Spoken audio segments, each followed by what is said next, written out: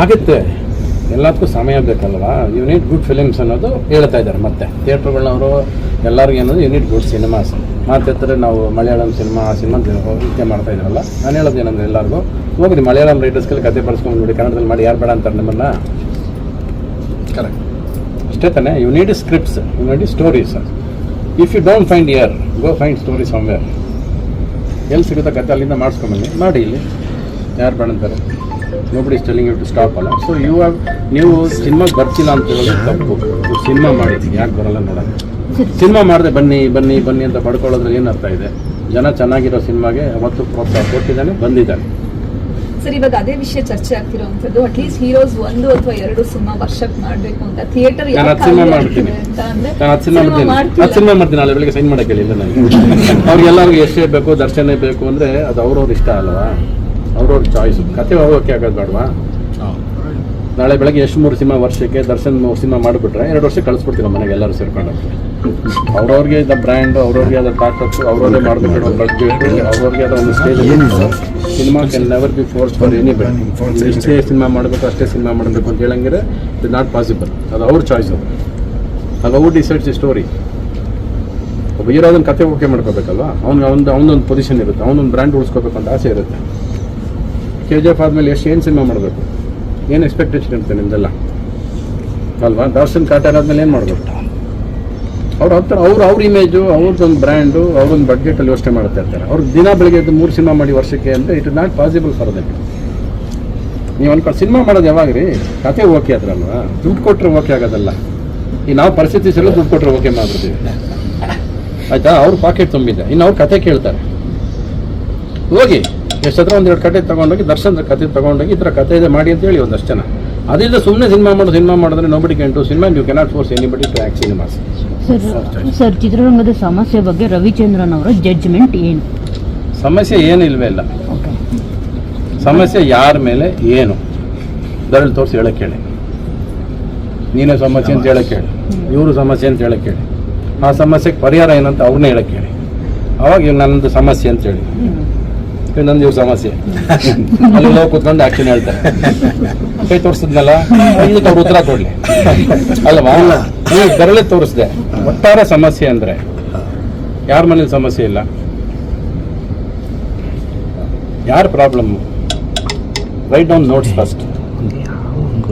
ಯಾವುದು ನಮಗೆ ಯಾವುದಪ್ಪ ಅದು ಫಿಲಿಮ್ ಅಲ್ಲ, ನಮ್ಮ ಥಿಯೇಟ್ರಲ್ಲಿ ಇದಾಗ್ತಿವಲ್ಲ, ಅದಕ್ಕೇನು ಹೇಳ್ತೀರ? ಅವ್ರ ಪ್ರಾಬ್ಲಮ್ಮಾ? What is that problem? ಕರೀರಿ, ಒಂದು ಲೆಟ್ರ್ ಬರೀರಿ, ಮೀಟಿಂಗ್ ಕರೀರಿ, ಮಾತಾಡಿ, ಏನು ಮಾಡಬೇಕು ಕೇಳಿ, ಅವ್ರು ಏನು ಹೇಳ್ತಾರೆ ಕೇಳಿ. ಸ್ಟ್ರೈಕ್ ಅನ್ನೋದು ಫ್ಯಾಕ್ಟ್ರಿಗಳು ಅದು ಇದು ಸ್ಟ್ರೈಕ್ ಮಾಡೋದು. when the ಎಂಪ್ಲಾಯೀಸ್ ಸ್ಟ್ರೈಕ್, ಓನರ್ಗೆ ಹೊಟ್ಟೆ ನೋವು ಬರುತ್ತೆ. ಆವಾಗ ಅವ್ರು ಎದ್ದು ಬಿದ್ದು ಸಾಲ್ವೇಷನ್ ಬರ್ತಾರೆ. ಇಲ್ಲಿ ಯಾರಿಗೆ ಹೊಟ್ಟೆ ನೋವು ಬರುತ್ತೆ ಸ್ಟ್ರೈಕ್ ಮಾಡಿದ್ರೆ? ನಮಗೆ ಬರುತ್ತೆ.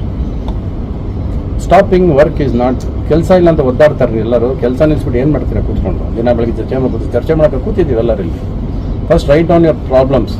ಏನು ಸಾಲ್ವ್ ಹೇಳಿ, ಇವ್ರ ಪ್ರಾಬ್ಲಮ್, ಇದಕ್ಕೆ ನಮ್ಗೆ ಈ ಥರ ಬೇಕು, ಈ ಥರ ಬೇಕು. ಅವ್ರು ಏನು ಹೇಳ್ತಾರೆ ಕೇಳೋಣ, ಆಮೇಲೆ ತಾನು ನಿಮ್ದೆಲ್ಲ ಮಾತಾಡೋದು. ಪ್ರಚಾರ ಇದ್ದರೆ ಪ್ರಚಾರ ತುಂಬ ಉಪಯೋಗ ಆಗುತ್ತೆ. ಮೇನ್ ಒಳಗಿರಬೇಕು ಕಂಟೆಂಟ್ ಸ್ಟ್ರಾಂಗ್ ಇದ್ದರೆ ನಾಳೆ ಬೆಳಗ್ಗೆಯಿಂದ ನಮ್ಗೆ ಯಾರಿಗೂ ಕೆಲಸನೇ ಇಲ್ಲ. ಜನ ತೊಗೊಂಡು ಹೋಗ್ಬಿಡ್ತಾನೆ ಸಿನಿಮಾನ, ಎಲ್ಲಿಗೋ ಕರ್ಕೊಂಡು ಹೋಗ್ತಾರೆ.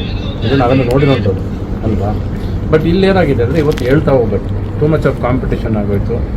ಸ್ವಲ್ಪ ಬನ್ನಿ ಈ ಥರ ಒಂದು ಸಿನಿಮಾ ಮಾಡಿದ್ದೀವಿ ಅಂತ ಗುರುತಿಸ್ಬೇಕು. ಈ ಥರ ಇದೆ, ಈ ಜೋನರಲ್ಲಿ ಸಿನಿಮಾ ಇದೆ ಅಂತ ಹೇಳ್ಬೇಕು. ಅದಕ್ಕೆ ಆ ಜೋನರಲ್ಲಿ ಇದೆ ಅಂದ ತಕ್ಷಣ ಅದಕ್ಕೆ ಅಂತ ಒಂದು ಆಡಿಯನ್ಸ್ ಬರ್ತಾರೆ. ಒಟ್ಟಿನಲ್ಲಿ ರವಿಚಂದ್ರನ್ಗೆ 2 ಮುಖ ಶುರುವಾಗಿದೆ ಅಲ್ವಾ? ದೃಶ್ಯ ಆದಮೇಲೆ ಇನ್ನೊಂದು ಮುಖ ಎಕ್ಸ್ಪೆಕ್ಟ್ ಮಾಡ್ತಾರೆ.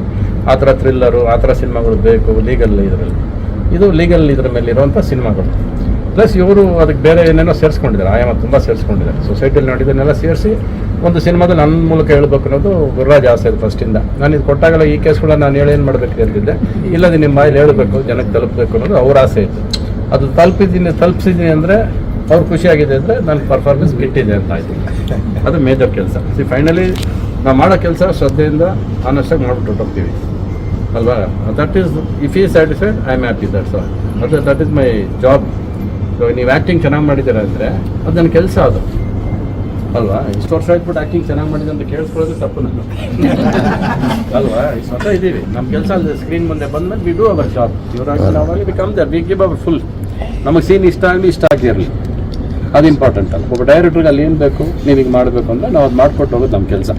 ಡೈರೆಕ್ಟರ್ ಖುಷಿ ಆದ್ರೆ ವಿ ಆರ್ ಹ್ಯಾಪಿ, ಎಡಿಟೇಬಲ್ ಖುಷಿ ಆದ್ರೆ we are happy. As you have done your job. ನಾವು ಅವ್ರ ತಲೆಗೆ ಅವ್ರ ಮನಸ್ಸಿಗೆ ತಲುಪಿದ್ರೆ ಜನಕ್ಕೆ ತಲುಪ್ತೀವಿ ಅನ್ನೋದು ಸುಲಭ. ಅದು ತಲುಪಿದೆ ಇವತ್ತು, ಅದು ಇವತ್ತು ಮನಸ್ಸು ತಾಕಿದೆ, ಅಷ್ಟು ಜನಕ್ಕೆ ಅಲ್ಲಿ ತಲುಪಿದೆ. ನೋಡೋಣ ಇನ್ನೆಷ್ಟು ದೂರ ಕರ್ಕೊಂಡು ಹೋಗ್ತಾನೆ ನಮ್ಮನ್ನು. ಜಜ್ಮೆಂಟ್ ಅಲ್ಲಿ ರವಿ ಸರ್ ಲಾಯರು ಅಂತ ನಾಸನೆ ಇಟ್ಕೊಂಡಾಗ ನೀನು ಇದನ್ನು ಮಾತ್ರ ಮಾತಾಡ್ತೀಯ, ಯುದ್ಧಕಾಂಡ, ಇವನ್ ರೀಸೆಂಟ್ ದಶರಥ ಸರ್, ಆ ಸಿನಿಮಾದ ಒಂದೊಂದು ಸೀನ್ ಕೂಡ ಜನ ಕನೆಕ್ಟಿವಿಟಿ ಫ್ಯಾಕ್ಟರ್ನ ಮಿಸ್ ಮಾಡಿ ಹೇಳ್ತಾರೆ. ಈ ಕನೆಕ್ಟಿವಿಟಿ ವಿತ್ ಸ್ಟಾರ್ಸ್ ಇದನ್ನ ಹೇಗೆ ಡಿಸ್ಕ್ರೈಬ್ ಮಾಡ್ತೀವಿ ಸರ್? ಅದು ಜನ ಒಂದು ಸಿನಿಮಾ ಪಾತ್ರ ತಲೆಯಲ್ಲಿ ಉಳ್ಕೊಂಡ್ಬಿಟ್ರೆ ಅದು ಹಂಗೆ ಉಳ್ಕೊಂಡ್ರೆ ಯುದ್ಧಕಾಂಡ ಇವತ್ತಿಗೂ ಮರೆಯಲ್ಲ ಅಂದರೆ ಆ ಒಂದು ಕೋರ್ಟ್ ಸೀನ್ ಮರೆಯಲ್ಲ ಯಾರಿಗೂ. ಬ್ರಹ್ಮ ವಿಷ್ಣು ಮಹೇಶ್ವರದಲ್ಲಿ ಮಾಡೋ ಕಾಮಿಡಿ ಸೀನ್ ಮರೆಯೋದಿಲ್ಲ ಇವತ್ತು. ಇವ್ರು ಪಾಪ ಇವ್ರು ಕಾಮಿಡಿ ಟೇಸ್ಟ್ ಇರಲಿಲ್ಲ, ಅದೇ ಪ್ರಾಬ್ಲಮ್ ಆಗಿತ್ತು. ಸ್ವಲ್ಪ ಕಾಮಿಡಿ ಕೊಟ್ಬಿಟ್ಟಿದ್ರೆ ಇನ್ನೊಂದು ಕೋಟ್ ಇಟ್ಕೊಂಡು ಆಟ ಆಡ್ಬೋದಾಗಿತ್ತು ಅಲ್ವಾ. ಅವ್ರು ಇಟ್ಕೊಂಡ್ರೆ ಸೀರಿಯಸ್ ಮ್ಯಾಟ್ರು, ಅವ್ರೊಂದು ರೂಪವನ್ನು ಇಟ್ಕೊಂಡು ಬಿಡ್ಲೇ ಇಲ್ಲ ಕೊನೆಯವರೆಗೆ. ನಾನೇನು ಮಾಡಲಿ, ರೂಪನ ಅವ್ರು ಇಟ್ಕೊಂಡ್ರು ನಮ್ಮ ಕೈ ಅಲ್ವಾ. ಸೊ ಅವ್ರಿಗೆ ಆಸೆಗಳಲ್ಲ. ಆಕ್ಚುಲಾಗಿ ಏನಂದ್ರೆ ನೀವು ನನ್ನ ಜಾಗದಲ್ಲಿ ಪರ್ಫಾರ್ಮೆನ್ಸ್ ನಂದು ಗೆಟಪ್ ಇರ್ಬೇಕಾಗಿದ್ದಲ್ಲ ಅವ್ರಿಗೆ ಗುರುರಾಜ್ ಆಸೆ ಇದೆ ಸಿನಿಮಾ ಮೇಲೆ ಅನ್ನೋದಕ್ಕೆ ನನ್ನ ಪಾತ್ರ ಡಬ್ಬಿಂಗ್ ಮಾಡಿಟ್ಟಿದ್ರು ಅವರು. ಅವಾಗ ನೋಡ್ತಾರೆ ಅವ್ರು ಏನು ಆಸೆ ಪಟ್ಟು ಮಾಡಿರ್ಬೋದ ಮತ್ತೆ ಆ ಥರ ಡಬ್ ಮಾಡಿಬಿಟ್ರೆ ನಾನು ನೀವು ಮನೆ ಕಳಿಸ್ಬಿಡ್ತಿದ್ರಿ ಇವತ್ತು. ಸರ್, ಕೋರ್ಟ್ ಡ್ರಾಮಾ ಜೊತೆ ನಿಮ್ಗಿರೋ ಕನೆಕ್ಷನ್ ಅಂದ್ರೆ ನೀವು ಕೋರ್ಟ್ ಕಟಕಟಗೆ ಮೇಲೆ ನಿಂತ್ಕೊಂಡಿದ್ದೀರಾ ಪ್ರಳಯಾಂತಕ ಸಿನಿಮಾದಲ್ಲಿ, ಜೊತೆಗೆ ಲಾಯರ್ ಆಗಿ ಕಾಣಿಸ್ಕೊಂಡಿದ್ದೀರಾ. ನಿಂತ್ಕೊಂಡಿದ್ದೀನಿ ನಾನು, ಅದನ್ನೇ ಬರ್ತಿದ್ದೆ, ಏನು ಪರವಾಗಿಲ್ಲ. ನಿಜ ಜೀವನದಲ್ಲಿ ಕಟ್ಕಟೆಗೆ ಹೋಗಿದ್ದೀನಿ ನಾನು. ಯಾವತ್ತು ರೋಲ್ ಮಾಡಲ್ ಸರ್? ಇಲ್ಲ ಅದಕ್ಕೆ ನಿಜ ಜೀವನದಲ್ಲ ಕಟ್ಕಟೆಗೆ ಹೋಗಿದ್ದೀನಿ ನಾನು. ಒಂದ್ಸರಿ ಕರೆಸಿದ್ರಲ್ಲ ಅವಾಗ ಚಿನ್ನ ಪಿಕ್ಚರ್ನಲ್ಲಿ ಒಂದ್ಸರಿ. ಹೌದೌದು, ಕೋರ್ಟ್ ಹೌದೌದು ಹೋಗಿ ಟಾಡಾ ಕೇಸೆಲ್ಲ ಆಗಿತ್ತು, ಟ್ರೈ ಮಾಡಿದ್ರಲ್ಲ ಅವಾಗ ಅದು ಆಮೇಲೆ ಅದು ಇಲ್ಲ ಅಂತ ಪ್ರೂವ್ ಆಗಿ ವಾಪಸ್ ಬಂದಿದ್ದು. ಅದಲ್ಲದೆ ಆಮೇಲೆ ಇನ್ನೊಂದು ನಡೀತಲ್ಲ ಕೇಸ್ಗಳು, ಆಮೇಲೆ ಇನ್ನೊಂದು ಚೆಕ್ ಕೇಸ್ಗೆ ಹೋಗಿದ್ದೆ ಒಂದ್ಸರಿ ನಾನು. ಸೊ ನಂಗೊಂದು ಎಕ್ಸ್ಪೀರಿಯನ್ಸ್ ಇದೆ. ಬಟ್ ಯುದ್ಧಕಾಂಡದಲ್ಲಿ ಇವರ ಆನರ್ ಅಂತ ಹೇಳ್ತಿರಲ್ಲ ಸರ್, ಅದು ಇಲ್ಲಿವರೆಗೂ ಯಾವ ಲಾಯರಲ್ಲೂ ನಾವು ನೋಡಿಲ್ಲ ನಿಮ್ಮ ಸ್ಟೈಲ್ನ. ಅದೇ ದಿ ಬೆಸ್ಟ್ ಅಷ್ಟೇ. ಜಜ್ಮೆಂಟ್ ಬೆಸ್ಟ್ ಇಲ್ಲ ಚಿತ್ರರಂಗದ ಹೇಳ್ಬಿಡಿ ಬೋಲಿ